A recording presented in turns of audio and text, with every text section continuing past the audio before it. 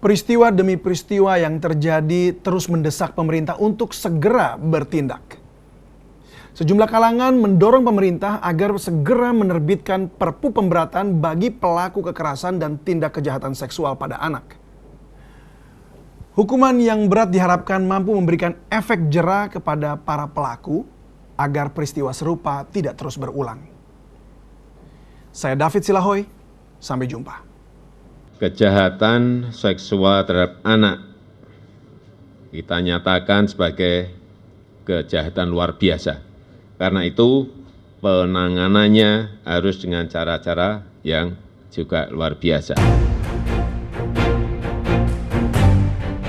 Inilah pernyataan Presiden Joko Widodo terkait maraknya tindak kejahatan dan kekerasan seksual yang beberapa waktu terakhir marak terjadi di beberapa wilayah di Indonesia.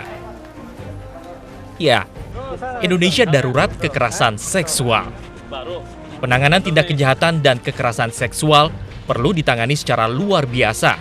Apalagi tindak kejahatan dan kekerasan seksual termasuk dalam kategori kejahatan luar biasa. Pemerintah pun menyiapkan peraturan pemerintah pengganti undang-undang atau Perpu yang ditujukan untuk memberi efek jera sekaligus memperberat ancaman hukuman bagi pelaku tindak kejahatan dan kekerasan seksual. Salah satunya adalah hukuman kebiri. Anggota Dewan Perwakilan Rakyat pun menyambut baik langkah yang diambil pemerintah untuk menerbitkan Perpu bagi pelaku tindak kejahatan dan kekerasan seksual ini. Kalaupun misalnya pemerintah ingin tetap memasukkan klausul kebiri dalam Perpu itu, saya tetap setuju. Yang jelas harus ada penjelasannya saja sebetulnya bagaimana mekanismenya, siapa yang melakukan, kemudian apakah nanti itu bisa efektif berlaku atau tidak.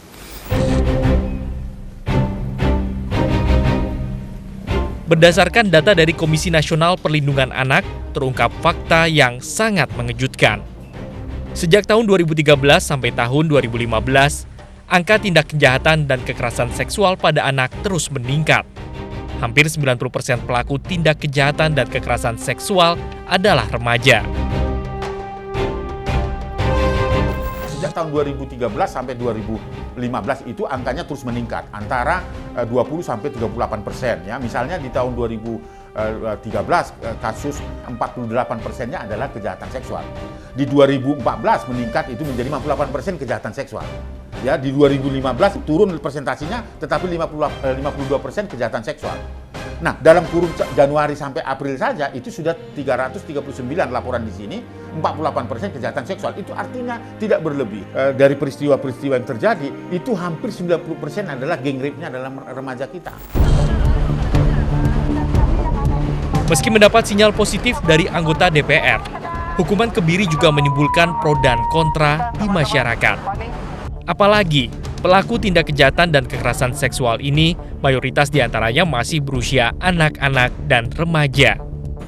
Lantas, apakah hukuman kebiri merupakan pilihan yang bijak? Pelaku kekerasan juga terdapat diantaranya anak-anak. Jadi kita tidak mungkin melindungi anak-anak dengan mengebiri anak-anak lain misalnya. Ya, hukuman kebiri itu sendiri dalam pandangan kami mencabut hak seksual manusia sebagai hak dasar untuk melakukan aktivitas reproduksi, ya, melanjutkan ke keturunan. Hukuman kebiri sendiri akan merusak integritas konstitusi. Jadi intinya kita tidak menyelesaikan masalah kekerasan dengan kekerasan. Jika hukuman kebiri masih menjadi polemik yang memunculkan pro dan kontra di negeri ini, lantas apa yang bisa dilakukan untuk menghukum para predator seksual ini? Sikap bijak dan tegas dari pemerintah pun kini ditunggu masyarakat. Sehingga deretan korban anak-anak tindak kejahatan dan kekerasan seksual ini tidak terus berulang lagi.